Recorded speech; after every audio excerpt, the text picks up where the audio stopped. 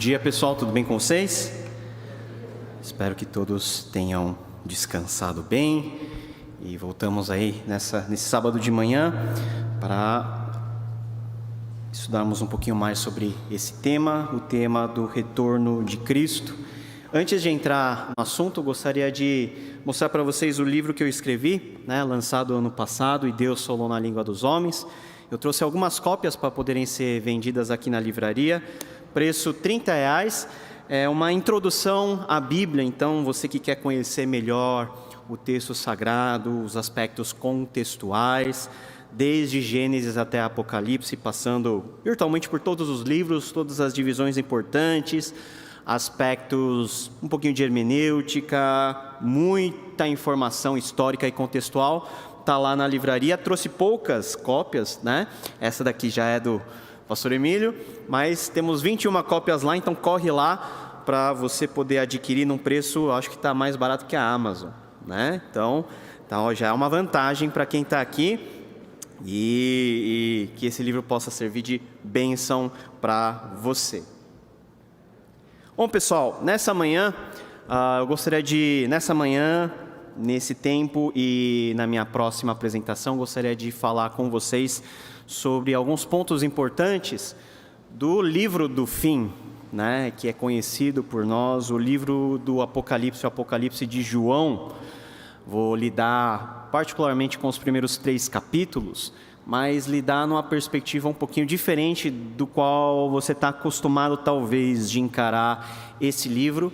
E muita gente tem dificuldade de ler Apocalipse, e ao ler Apocalipse joga todas as suas expectativas para um futuro incerto, para um futuro tenebroso, para um futuro onde muitas coisas podem acontecer, você não sabe exatamente como e nem tão pouco quando, mas você fica com aquela grande marca e ponto de interrogação na cabeça. O que quer dizer tudo isso? E para você que está participando da conferência, você está tendo a oportunidade de ter uma visão muito bem equilibrada de quase todos os pontos do Novo Testamento relacionados com o retorno de Cristo, O reverendo Pedrucci falou sobre Timóteo, sobre as diretrizes finais que o apóstolo Paulo deu a ele. O reverendo Emílio falou sobre a perspectiva da escatologia em Paulo, primeiro aos Tessalonicenses. E eu vou falar sobre esse livro que foi o último a ser escrito dentre todos os livros do Novo Testamento, e por ser o último traz uma visão, vamos dizer assim, bem acabada, mas uma visão que não é apenas uma visão do futuro, mas é uma visão do presente. Nós não podemos olhar para o futuro sem perceber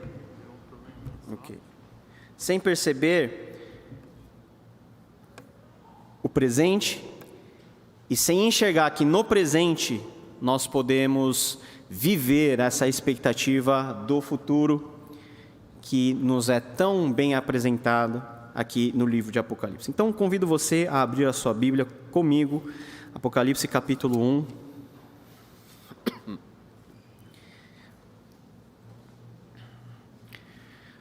Livro do Apocalipse de João, capítulo 1, a partir do versículo 1. Revelação de Jesus Cristo que Deus lhe deu para mostrar aos seus servos o que em breve há de acontecer. Ele enviou o seu anjo para torná-la conhecida ao seu servo João, que dá testemunho de tudo que viu, isto é, a palavra de Deus e o testemunho de Jesus Cristo. Feliz aquele que lê as palavras desta profecia, e felizes aqueles que ouvem e guardam o que nela está escrito, porque o tempo está próximo. João, às 7 igrejas da província da Ásia, a vocês, graça e paz da parte de que era e que há de vir, e dos 7 Espíritos que estão diante do seu trono, e de Jesus Cristo, que é a testemunha fiel, o primogênito dentre os mortos e o soberano dos reis da terra. Ele nos ama e nos libertou dos nossos pecados por meio do seu sangue, e nos constituiu reino e sacerdotes para servir a seu Deus e Pai. A Ele sejam glória e poder para todo sempre. Amém. Eis que ele vem com as nuvens e todo olho verá, até mesmo aqueles que o traspassaram, e todos os povos da terra se lamentarão por causa dele, assim será. Amém. Eu sou o Alfa e o Ômega, diz o Senhor Deus, o que é, o que era e o que há de vir, o Todo-Poderoso. Eu, João, irmão e companheiro de vocês, no sofrimento, no reino e na perseverança em Jesus, estava na ilha de Patmos por causa da palavra de Deus e do testemunho de Jesus. E no dia do Senhor achei-me no Espírito e ouvi por trás de mim uma forte voz, como de trombeta, que dizia: escreva num livro o que você vê e envia a essas 7 igrejas: Éfeso, Esmirna, Pérgamo, Tiatira, Sardes, Filadélfia e Laodiceia. Voltei-me para ver quem falava comigo. Voltando-me, vi 7 candelabros de ouro, e entre os candelabros alguém semelhante a um filho de homem, com uma veste que chegava aos seus pés e um cinturão de ouro ao redor do peito. Sua cabeça e os seus cabelos eram brancos como a lã, tão brancos quanto a neve, e os seus olhos eram como chama de fogo. Seus pés eram como um bronze numa fornalha ardente, a sua voz como o som de muitas águas. Tinha em sua mão direita 7 estrelas, e de sua boca saiu uma espada afiada de 2 gumes. Sua face era como o sol quando brilha em todo o seu fulgor. Quando vi, caí aos seus pés como morto. Então ele colocou a sua mão direita sobre mim e disse: não tenha medo, eu sou o primeiro, o último, eu sou aquele que vive.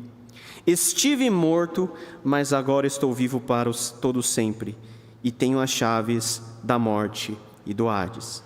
Escreva, pois, as coisas que você viu, tanto as presentes como as que acontecerão.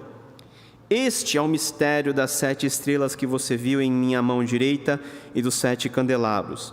As 7 estrelas são os anjos das 7 igrejas, e os 7 candelabros são as 7 igrejas. Amém. Senhor nosso Deus, louvamos e glorificamos o Teu nome, Tu que és, que eras e que há de vir.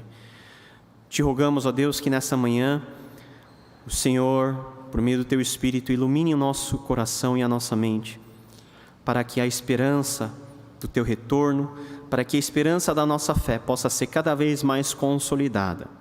É o que te pedimos em nome de Jesus. Amém. A história do cristianismo sempre foi marcada por muito sangue, por muita violência.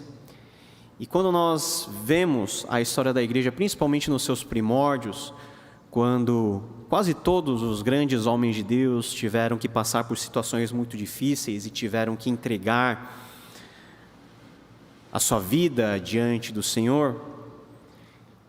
E quando nós lemos essas histórias e quando nós vemos para a nossa própria vida hoje, nós somos ao mesmo tempo desafiados, mas também constrangidos. Nós engrandecemos e temos em alta estima tudo que os nossos antecessores, irmãos mais velhos na fé fizeram, mas ao mesmo tempo nós sentimos aquela pontinha de vergonha por nós não termos a mesma disposição de, se preciso for, ir até as últimas consequências por amor de Cristo e do seu Evangelho. O Brasil teve seus mártires, né? Teve poucos mártires em comparação a muitos outros países, mas teve os seus mártires. Quando nós estudamos a história da igreja, nós vemos que, principalmente no seu começo, na sua história, quase todos tiveram esse fim trágico. E também aonde o Evangelho tem o seu início, em termos de proclamação, em muitos contextos, em muitos países, a primeira coisa que acontece com os pioneiros é, literalmente, ter que dar a sua vida. Tertuliano disse que o sangue dos mártires é a semente da igreja, é onde brota a igreja, é a partir de onde cresce e se alastra a igreja. Do contexto que eu venho, na Coreia, o Evangelho entrou mais ou menos no século 17 para o 16. Primeiro pelas missões católicas e depois pelos missionários protestantes, principalmente presbiterianos e metodistas, já na virada do século XIX para o XX. Mas naquele contexto, né, a Coreia era um país muito fechado, e aquelas poucas pessoas que foram, de alguma maneira, alcançadas pelo Evangelho, tiveram uma convicção tão grande a respeito desse Jesus, que eles mal haviam conhecido direito, tinham uma certeza tão grande da realidade daquela mensagem, que muitos deles não pensaram duas vezes quando estiveram diante de ameaças e se entregaram a serem mortos, a serem perseguidos e a terem um fim que nenhum de nós quer ter. Vários mártires nós tivemos naquele contexto, até bem pouco tempo atrás, e os mártires eles diziam ao encarar de frente o seu algoz, muitos deles degolados, eles olhavam para cima e eles diziam o seguinte: é muito melhor morrer para Deus olhando para cima do que para baixo. E eles encaravam a morte de frente. E o que me fascina pensar é o que eles tinham para contemplar lá em cima, que os fazia não se importar com aquele instante e aquela eventual dor da morte. O que os fazia elevar os olhos para ter um fim aqui, mas para ter um novo começo. O que eles contemplavam? O livro do Apocalipse fala de olhar para cima. Aliás, todo Apocalipse tem essa linguagem. É como se diante de João abrisse nos céus uma grande tela, onde todos os acontecimentos passados e presentes e futuros são descortinados, e onde Deus revela os propósitos finais da história e como a história vai terminar, mas sem antes trazer um conforto e um consolo, uma exortação e um direcionamento para aqueles cristãos que, dentro do contexto de João, estavam vivendo situações muito complicadas. João foi o último dos apóstolos a morrer, e tudo indica que foi o único que não foi martirizado. E já estamos na virada do século I para o século II, quando, a partir já lá de trás, de 60 mais ou menos depois de Cristo, a perseguição contra os cristãos, que era restrita a uma perseguição dentro das barreiras e das fronteiras do judaísmo, se tornou uma perseguição já de cunho político, empreendido pela força imperial. Nero e seus sucessores, todos eles começaram a empreender ondas de perseguição contra os cristãos. E quando João está escrevendo o Apocalipse, ele estava debaixo de um dos mais terríveis imperadores em termos de perseguição, que era o imperador Domiciano, na virada do I para o II século. E o próprio Apocalipse, no seu prólogo, testifica que João estava na ilha de Patmos não para passar uma temporada de férias, não para descansar dos seus afazeres ministeriais. Ele não tirou um sabático. Não, João estava preso na ilha de Patmos. Ele fora degradado para lá. E naquele contexto onde João não poderia garantir a sua própria sobrevivência, onde a sua vida era incerta, onde a comunidade que ele cuidava, que era a comunidade de Éfeso, estava desprovida do seu pastor, onde parecia que tudo estava contra a igreja, João, no dia do Senhor, ele teve uma visão, e a visão que com certeza mudou, não somente a maneira do próprio João encarar a vida e a morte, como, consequentemente, a maneira de todos nós olharmos e contemplarmos o nosso presente e também o nosso futuro diante do Senhor. Ele vê Cristo ressurreto, o Cristo glorificado, sentado sobre o trono, aquele que na sua primeira vinda viera como humilde e manso cordeiro, era o cordeiro agora que estava sentado sobre o trono, recebendo a adoração de todas as hostes celestiais. Aquele que, por decisão própria, não exerceu a autoridade que ele poderia exercer diante de Pilatos, diante de quem ele deu testemunho, agora vem na máxima potência do seu poder, da sua glória,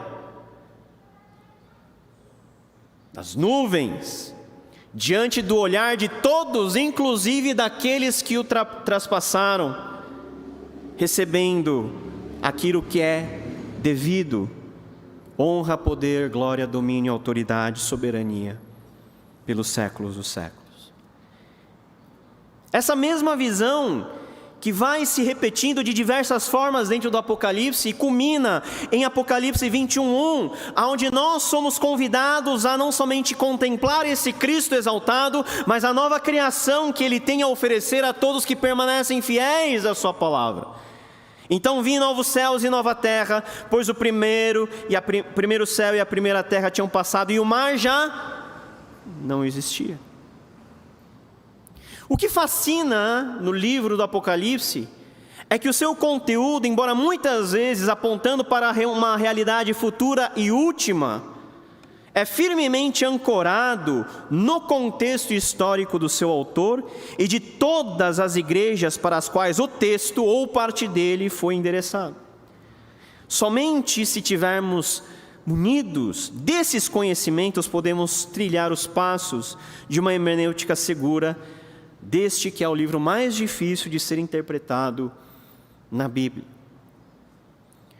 Meu objetivo com vocês é mudar um pouquinho a forma de vocês lerem o Apocalipse, desmistificando alguns conceitos nossos e incentivando vocês a lerem com afinco, porque o próprio Jesus disse que bem-aventurados seriam aqueles que lessem essa mensagem. Então nós não precisamos ter medo, nós não precisamos ter receio, porque Apocalipse não fala de coisas fantasmagóricas que vão acontecer no futuro. Apocalipse está tão presente em nossas vidas, como esteve na realidade de todos aqueles que nos antecederam na fé. Em Apocalipse, o presente e o futuro formam um bloco só. O Apocalipse, em termos de gêneros literários, não é algo inédito. Dentro do contexto judaico, nós tínhamos vários outros documentos chamados de Apocalipses, que eram escritos por várias pessoas e que colocavam lá uma autoria pseudoepigráfica, ou seja, o carinha lá está escrevendo uma visão que ele teve e ele coloca lá, que foi Moisés que teve, que foi algum grande herói do Antigo Testamento. E ele fazia isso para que as pessoas pudessem ler e para legitimar aquilo que ele está escrevendo. Mas João aqui, ele coloca o seu próprio nome dizendo: eu, João, irmão e companheiro de vocês, aonde? No sofrimento, no reino e na perseverança em Jesus, estava na ilha de Patmos por causa da palavra de Deus e do testemunho de Jesus. Eu, João, eu vi e eu escrevo, eu dou testemunho dessas coisas. A autoria está bem consolidada. João, apóstolo de Jesus Cristo. E ele envia esse documento primariamente às chamadas 7 igrejas da província da Ásia Menor. É uma província do Império Romano, onde hoje é a Turquia, que fazia parte do círculo de relacionamento do apóstolo João. Então, se você vê aí no slide, você vê que começando por Éfeso, Esmirna, Pérgamo, Tiatira, Sardes, Filadélfia, Laodiceia, se você ligar todos esses pontinhos, forma como se fosse uma ferradura. Ou seja, é a rota por onde o mensageiro tinha que passar para entregar em cada igreja as cartas devidas. E essas cartas, quando você analisa, e nós vamos fazer esse exercício na parte final de hoje, você vê que existe uma perspectiva para o futuro, uma esperança escatológica, mas que está muito ancorada na realidade física, presente daqueles cristãos que em cada cidade estava passando por dificuldades que lhes eram peculiares, mas que eles deveriam ser direcionados, ser exortados, ser confortados e consolados a não desistirem, a seguirem firmes, mesmo diante de perseguições, mesmo diante de problemas. As igrejas em Éfeso, Sardes e Laodiceia estavam mostrando, por exemplo, sinais de letargia espiritual. A igreja de Pérgamo tinha mártires, pessoas que morriam por Jesus. Tiatira e Filadélfia foram elogiados por causa de sua perseverança diante da perseguição, e a igreja de Esmirna estava sofrendo, enfrentando perseguição. Filadélfia tem uma promessa de que, embora a tribulação viesse, ela escaparia dela. Situações muito reais, muito palpáveis. No geral, então, podemos separar essas 7 igrejas entre aquelas que estavam em um certo conforto e aquelas que estavam sofrendo agudas crises dentro da sua comunidade. E as cartas que João envia, na verdade, só utilizando-se a mão de Jesus, mas a carta é de Jesus por meio de João, é para despertar essas igrejas e para consolá-las. Simultaneamente, nós podemos ver que o livro do Apocalipse lida com um contexto muito maior do que as próprias 7 igrejas da província da Ásia.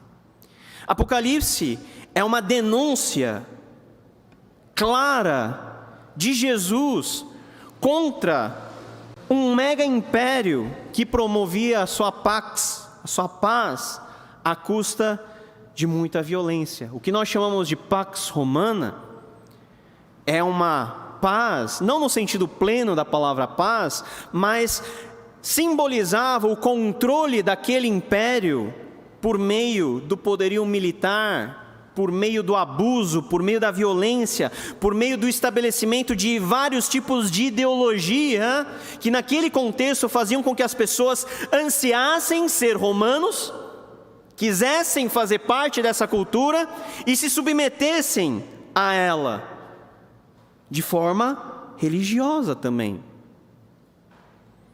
É para essa Roma que Jesus, ele convida toda a igreja a olhar, comparando ela à Babilônia. Essa é a linguagem que João vai utilizar. Roma é a grande Babilônia, que embora forte em seu poder, tem uma condição moral detestável e por isso não pode haver comunhão entre Deus e o seu povo com a Babilônia, seus deuses e suas práticas. Quando nós vamos avançando dentro do contexto de Apocalipse, nós também temos uma questão que era crucial para os cristãos, mas também era crucial para os judeus. Ou seja, como que os cristãos que agora estavam recebendo Jesus, que estavam constituindo comunidades, que estavam lutando para viver de acordo com o Evangelho, tendo como herança maior do judaísmo o monoteísmo, a convicção que existe apenas um Deus a quem deve toda a honra e toda a glória, como que esse povo poderia sobreviver diante de um contexto tão plural em termos religiosos, aonde o bizarro não era crer em um Deus, mas o bizarro exatamente era crer em um só Deus, e o normal era crer em vários deuses. O contexto romano, mas não só ele, todo o contexto pagão é um contexto onde nós temos uma grande flexibilidade na quantidade dos deuses. E não há problema em haver comunhão entre os deuses. Os romanos assimilaram para si todo o panteão grego e todo o panteão de todos os povos que ele dominava. Mas Quando chega na vez dos cristãos, os cristãos têm uma séria reserva com esse negócio de Roma ser o grande império, e toda a religião de Roma deve ser aprendida e deve ser vivida por todos os seus cidadãos e por todas as pessoas que fazem parte desse grande domínio. Para os cristãos, isso não colava, porque para os cristãos não havia a possibilidade de negociar o princípio mais fundamental da sua fé, que é crer em Deus, crer em Jesus Cristo como o único e suficiente Senhor e Salvador. A gente pensa que os romanos, eles perseguiam os cristãos porque os cristãos eram excêntricos. Pode ser. No olhar dos romanos, os cristãos eram excêntricos, mas não era apenas uma questão de incompatibilidade de práticas, era uma questão de incompatibilidade de ideias, de crenças. O que os romanos queriam é que todos se submetessem diante do seu poder, expresso na figura do imperador, que já antes de Jesus era divinizado, era adorado como um Deus vivo. E os cristãos vêm e dizem, Os romanos diziam, César é Senhor. E os cristãos diziam, Jesus é o Senhor. E diante da afirmação, Jesus é o Senhor, todos os outros poderes e autoridades são relativizados e são humilhados. Em suma, valia a pena morrer pela espada de César, porque os crentes criam em um Senhor maior, que era o Senhor Jesus Cristo.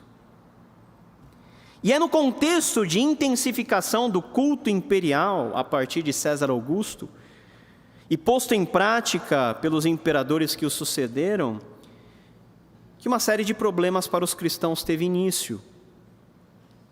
Por exemplo, na época da redação do Apocalipse, entre 89 e 90, um templo em honra a Domiciano foi erigido na cidade de Éfeso, justamente a cidade onde era a cidade base de João. Diante dos olhos dos cristãos, estavam pipocando muitas situações de ameaça, muitas situações de perigo, ligados a essa questão de que poder, diante de que poder eu vou me submeter? Eu faço uma análise mais pragmática, pensando naquilo que vai me trazer mais benefício? Ou eu tenho uma análise mais, vamos dizer assim, espiritual, pensando naquilo que realmente é a verdade? É um dilema difícil aqui. É um dilema muito difícil, que não é apenas dilema de 2000 anos atrás, continua sendo o dilema de hoje, dentro dos nossos contextos, e por isso o Apocalipse é tão necessário para a nossa leitura hoje. Uma historinha que começava a ter bastante reverberação dentro da sociedade romana, e que de alguma maneira aparece nas entrelinhas do Apocalipse, era o mito do Nero revivido. Nero todo mundo conhece, um imperador terrível. Por causa dele é que nós temos as primeiras grandes perseguições a nível imperial contra os cristãos. Foi debaixo do seu reinado que apóstolos importantes como Pedro, como Paulo perderam a vida. Mas sempre é assim. Pode ser um imperador terrível, sempre terá os seus admiradores. E Nero também tinha seus admiradores. Nero era inimigo dos cristãos, mas quem não era cristão, quem gostava das artes, quem gostava desse jeito mais excêntrico de Nero ser, teve uma grande decepção e teve uma grande comoção quando ele foi assassinado no dia 9 de junho de 68. E começou-se a espalhar uma ideia de que Nero não morreu. Essa história de Elvis não morreu, né? Dizem que o Michael Jackson está vivo, né? Sempre os grandes mitos nunca morrem.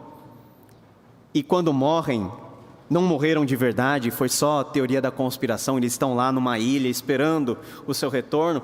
E as pessoas criam que esse Nero que morreu, ele voltaria para, de alguma maneira, vingar a usurpação e o golpe de Estado que ele havia tomado. Talvez essa é a imagem que está por trás do levante final de Satanás contra o seu povo. É com base nesses mitos e nessas histórias que João, iluminado pela visão do Cristo ressurreto, ele contempla a realidade de que o mal não cessa com a morte de César. O mal está presente e se perpetua em mitos, em práticas. Mas esse mal, ele um dia vai ser totalmente derrotado. Diante de perigos de um sistema hostil ao Evangelho, ou da ameaça da acomodação da igreja a esse sistema demoníaco, a revelação de Jesus Cristo às igrejas da Ásia Menor tinha como objetivo derradeiro mostrar que, a despeito de todas as circunstâncias, Cristo era o vencedor final, aquele que julgaria todas as nações. E há uma preocupação em mostrar que Deus, por meio de Cristo, Ele vindicará definitivamente o seu povo, implantando o seu reino e transformando toda a realidade em um mundo de justiça. Se o contexto dos cristãos naquela época era um contexto de perigo, as cenas iniciais do filme Paulo, o apóstolo de Cristo, lembra? Pessoas sendo queimadas, Paulo tendo que fugir pelas ruelas de Roma para não ser identificado e ser preso. Você imagina viver dentro daquela situação? E o filme pegou bem leve. O negócio era terrível. Uma situação onde os cristãos não poderiam nem sair para fora, nem emitir sons altos, onde tudo era na clandestinidade, onde as pessoas não podiam dar glória a Deus alto, não é por causa das barreiras de tradição, não era porque se desse alto morria mesmo, porque era identificado como crente. Mas por que que esse povo permaneceu tão resiliente diante da morte? Porque eles tinham a convicção de que a recompensa deles estava garantida e a convicção de que aquele mundo tenebroso tinha dia e hora para passar. A implementação da justiça divina, essa justiça que abarcará a própria igreja e todo o universo. A cena final do Apocalipse é a vitória do Cristo sobre o sistema do mundo, ilustrado na figura da queda da grande Babilônia e o estabelecimento do reino definitivo de Cristo, a quem é tributado o título máximo de Rei dos Reis e Senhor dos Senhores. E diante desse Cristo, que é Rei dos Reis e Senhor dos Senhores, o César, que eventualmente estava exercendo o poder maligno, teria o seu fim, e deste modo, consequentemente, não deveria ser temido e nem tão pouco adorado. A revelação extraordinária do Apocalipse é que esse reinado do Cristo vitorioso será exercido não sozinho, não solo, mas esse Cristo que venceu sozinho, ele compartilha do seu reino para que junto com o seu povo ele possa reinar. O reino de César era passageiro, o reino de Cristo é eterno. O reino do César é ele sozinho exercendo o poder absoluto. O reino de Cristo é onde, debaixo de Cristo, nós assumimos a nossa posição original de sermos com ele reinantes em novos céus e nova terra. Essa é a visão que fazia com que os crentes olhassem para cima e não para baixo ao enfrentar a morte. Essa é a visão que nos faz hoje olharmos para frente, para o alto, de onde vem o nosso socorro e de onde virá a nossa derradeira salvação. E essa é a visão que faz com que nós não apostemos todas as nossas fichas neste mundo passageiro.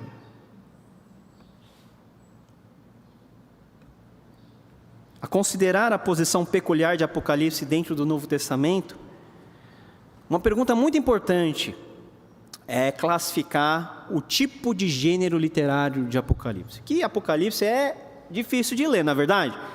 Quem já leu Apocalipse de cabo a rabo, levanta a mão. Até que muita gente, hein? Mas você leu como? Ai, que legal. Glória a Deus, né? O que Deus tem para falar comigo hoje? Caiu a grande Babilônia, mãe de todas as meretrizes.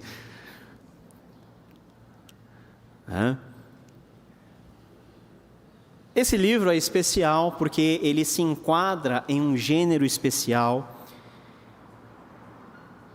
E falar sobre o gênero de Apocalipse ilumina um pouquinho sobre os propósitos que esse livro tem. Basicamente, o livro do Apocalipse, ele é um livro que não pode ser simplesmente classificado de uma só maneira, porque Apocalipse é uma junção de pelo menos 3 tipos de gêneros literários. Nós temos o gênero apocalíptico, nós temos o gênero profético e nós temos o gênero epistolar.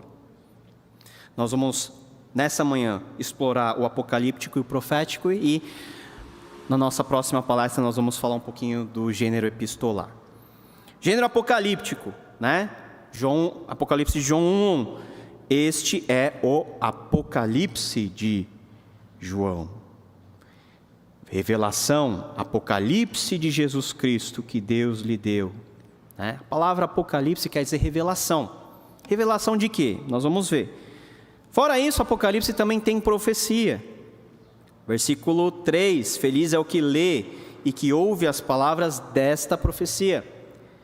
E versículo 4, eu, João, envio cartas às 7 igrejas que estão na Ásia Menor. Então são 3 os gêneros literários de Apocalipse. Começando pela profecia, nós estamos nos referindo a uma palavra de Deus dirigida a pessoas em situações reais, no tempo presente delas, com a intenção de apresentar-lhes a vontade de Deus para aquele momento, sendo a profecia uma declaração da perspectiva de Deus na vida presente do seu povo. Quando nós falamos de profecia, nós temos uma concepção errada de profecia, como se fosse a adivinhação do futuro.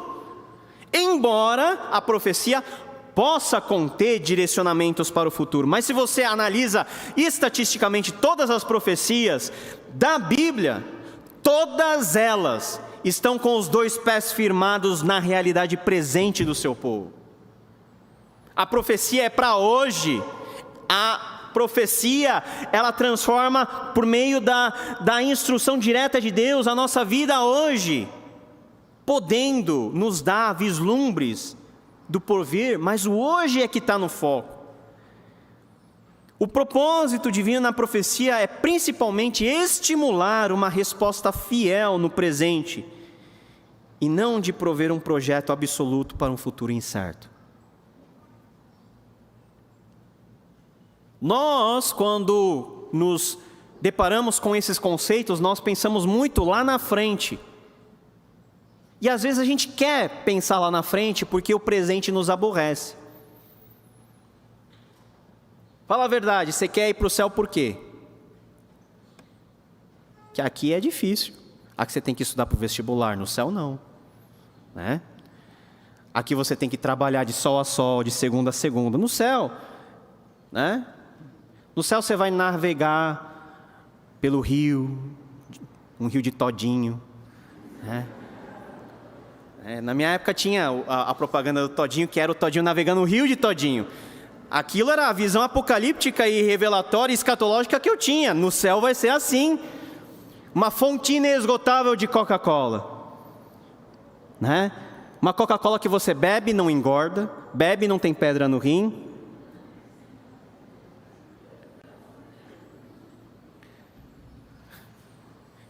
E aqui não, né? Aqui a gente tem muito problema. Então, vamos fugir. E o céu vira uma rota de escape para servir a sua conveniência. E quando nós queremos ir para o céu, para fugir daqui, nós perdemos o objetivo de tudo isso. E nós perdemos o contato com Jesus. A profecia tem essa dimensão de ser uma intervenção pontual de Deus no nosso presente. Por quê? Porque Deus, Ele se importa com a nossa vidinha aqui.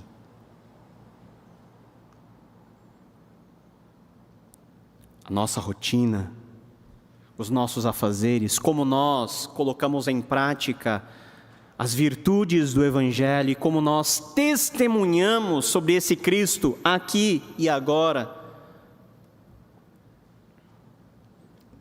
Esse âmbito profético é o âmbito sobre a qual a igreja ela é alicerçada, porque toda a igreja é alicerçada em 2 pilares básicos, nos profetas e nos apóstolos. Como literatura apocalíptica agora, nós temos um tipo de documento que era muito comum, como eu falei, que é uma linguagem um pouquinho mais imagética, um pouquinho mais elaborada, mais simbólica, mais codificada, que tem um propósito muito específico. Se a profecia, ela quer nos ensinar e direcionar a vivermos como povo de Deus, diante de Deus, neste mundo e nesta vida,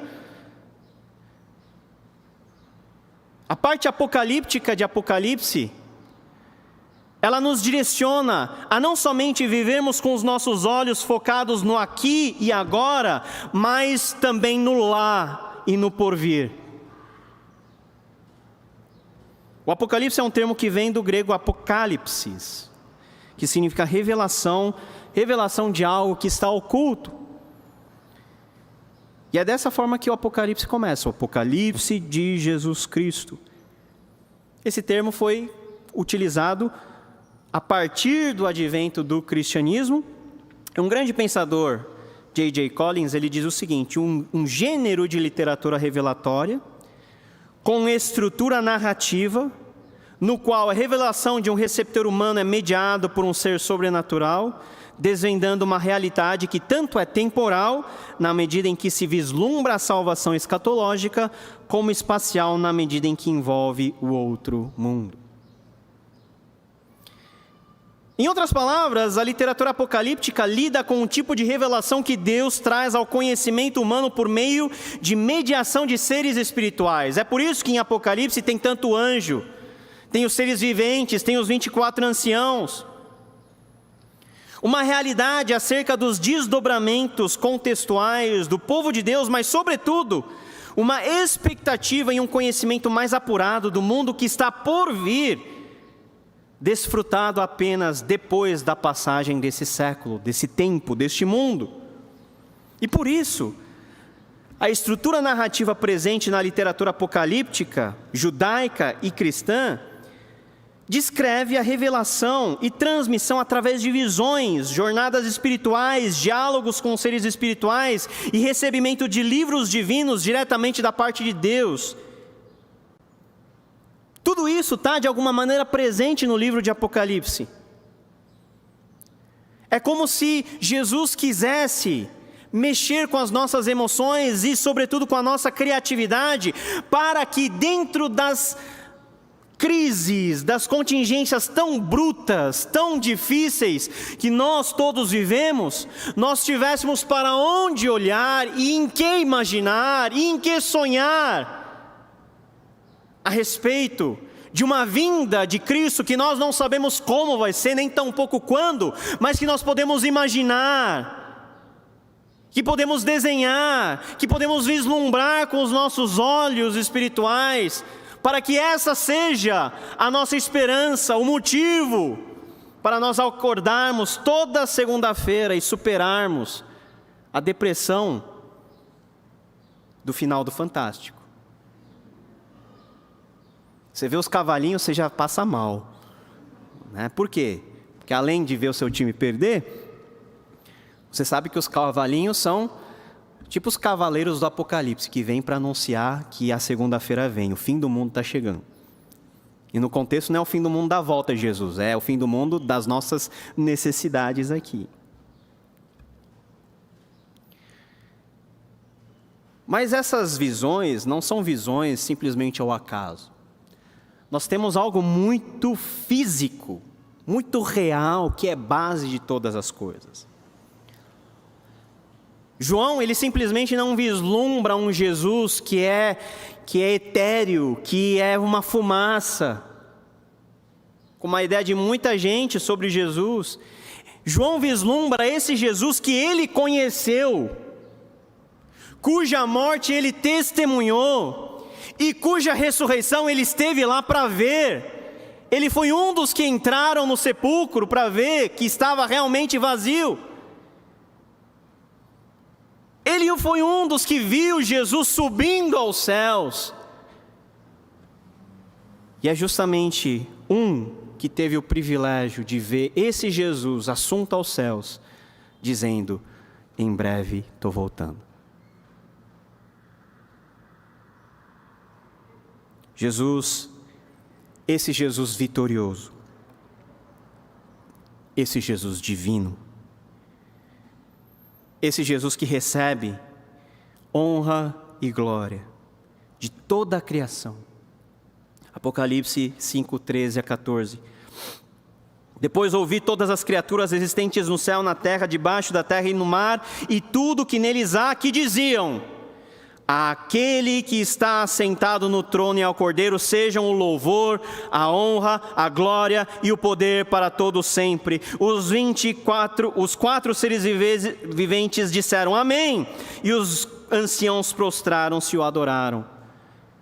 Toda a criação física, todos os seres espirituais, todo o cosmo, toda a criação que geme pela manifestação dos filhos de Deus, tudo que existe, adora a esse Cristo, que é o centro de toda a história, para onde converge todas as coisas e a partir de quem novos céus e nova terra são estabelecidos. A despeito da complexidade em classificar o Apocalipse de João em apenas um gênero literário, podemos dizer que essa literatura, João, se trata de uma epístola circular em sua forma estrutural, e quanto ao conteúdo, uma literatura apocalíptico-profética, com o objetivo de consolar e encorajar toda a comunidade da fé, a começar da sua própria, a comunidade joanina, a fortalecer sua fé na esperança da vitória final com o retorno de Cristo, o Senhor, sobre a terra e a consequente implementação do seu reino sobre novos céus e nova terra. É essa visão múltipla de Cristo sobre a sua igreja, que por ora corrige, que por ora direciona para frente, que deve ser a nossa visão, como partes do povo de Deus que anseiam pela vinda do reino de Deus. Toda vez que nós oramos a oração dominical, nós clamamos: venha o teu reino, e seja feita a tua vontade, assim na terra como no céu. Dentro da nossa existência, essa oração pode não ser visível em termos físicos e materiais, mas um dia nós veremos essa oração ser completamente, literalmente cumprida. O Apocalipse, dentro desse propósito primário, foi direcionado às igrejas que estavam em crise, ocasionadas por perseguição, letargia espiritual, conflitos relacionados a heresias, com o objetivo de gerar dentro dessa comunidade algum tipo de esperança e motivação que a leve a permanecer firme no Evangelho revelado, o Evangelho que indica a vontade de Deus em Cristo Jesus. Essa soma de conceitos, uma visão holística, é essencial para nós entendermos a mensagem do Apocalipse como um todo e para nós não ficarmos viajando. Que quando a gente lê Apocalipse, a tendência mais normal é da gente viajar na maionese. A gente começa a fazer ligações indevidas e anacrônicas. A gente começa a achar que o Apocalipse está lá para dar medo ou para tornar crente paranoico. Seria muito mais fácil se a marca da besta fosse um chip ou um código de barra, como era na minha época. Já não se começou-se a falar de chip, mas o negócio mesmo era a marca, o código de barra. Ia ser muito fácil, ia ser muito fácil identificar, ia ser muito mais fácil não receber. Mas a marca que Apocalipse fala não é isso. É uma marca que você pode ter sem perceber, quando a sua vida está governada pelos padrões deste mundo e não pelo Evangelho. Quando você não tem dentro de si o selo do Espírito Santo, que é o penhor da nossa redenção. Quem não tem o selo do Espírito, tem o selo da besta.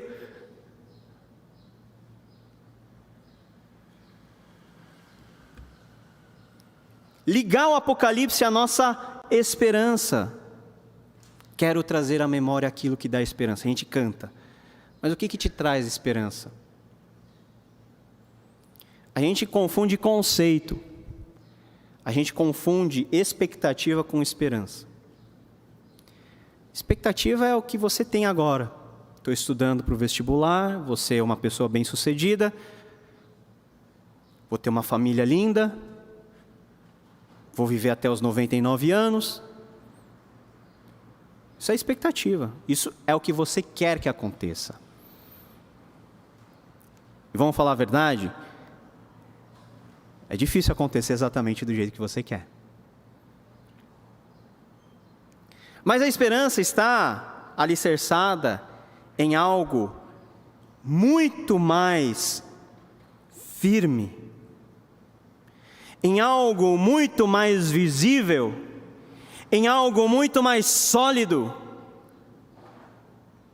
A nossa esperança está não em coisas, a nossa esperança está no Filho de Deus, encarnado, que morreu por nós, que ressuscitou, que ascendeu aos céus, que está à destra de Deus Todo-Poderoso, que um dia há de vir para julgar os vivos e os mortos, cujo reino não tem fim. Pode tirar o seu cavalinho da chuva, as ideologias dos homens, todas têm limitação. Em nenhuma delas você vai ter conforto e satisfação plena. Pode tirar o cavalinho da chuva, nenhuma teoria econômica vai resolver as mazelas. Não resolveu até agora. Pode amenizar, pode trazer desenvolvimento em algumas partes. Mas resolver, e eu colocar toda a minha esperança nisso, o que o Apocalipse ele está nos perguntando é o seguinte: para onde você está olhando? É para cima ou é para baixo? E se você olha para cima, você não vê a espada cortando o seu pescoço. Você não tem como causa última qualquer tipo de necessidade que a gente possa passar em meio a essa existência. Você está olhando para cima. Você está olhando para Cristo. Você está olhando para as coisas que são inabaláveis. Você está olhando para aquilo que realmente importa. A grande função do Apocalipse de João é conectar a narrativa de uma igreja terrena com a grande realidade cósmica e espiritual que há de ser descortinada finalmente no retorno glorioso de Cristo.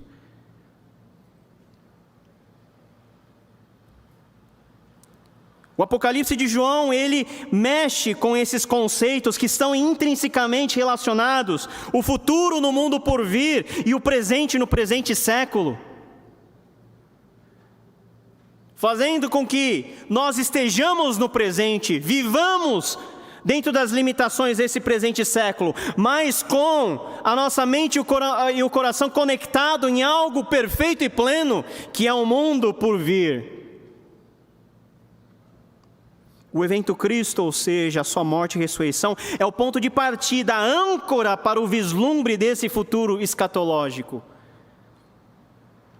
Sem a cruz, sem a ressurreição, sem o túmulo vazio, não há segunda vinda. E por isso que a segunda vinda é algo tão lógico, é algo que faz tão sentido e algo tão real. Porque dá-nos um senso de término, de ponto final na história. Ou seja, nós não ficamos a ver navios só vendo Jesus subir. Jesus subiu, e eu? Não é o grande questionamento dos discípulos? Jesus está subindo, e agora? Jesus está subindo, já imaginou? Jesus está subindo. Aí todo mundo olhando. Né? Jesus subiu, se ocultou, e teve que descer 2 anjos e falou o quê? Varões galileus, calma, take it easy, man, calma.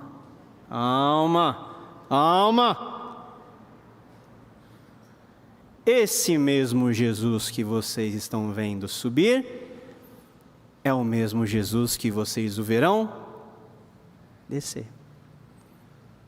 E a gente está nesse in-between, nesse intervalo, nesse gap. A presença do Espírito em nós é o penhor, é a garantia da nossa própria ressurreição e da participação no último ato daquilo que Calvino chama de o teatro da glória de Deus. O Apocalipse é o convite divino para vencermos o presente com um olhar no futuro, tendo em mente a última declaração dos cristãos: Maranata. Apocalipse 3, 11 a 13. Venho em breve. Retenha o que você tem, para que ninguém tome a sua coroa. Farei do vencedor uma coluna no santuário do meu Deus, e dali ele jamais sairá. Escreverei nele o nome do meu Deus e o nome da cidade do meu Deus, a nova Jerusalém, que desce do céu da parte de Deus, e também escreverei nele o meu novo nome. Aquele que tem ouvidos, ouça o que o Espírito diz às igrejas. Vamos orar?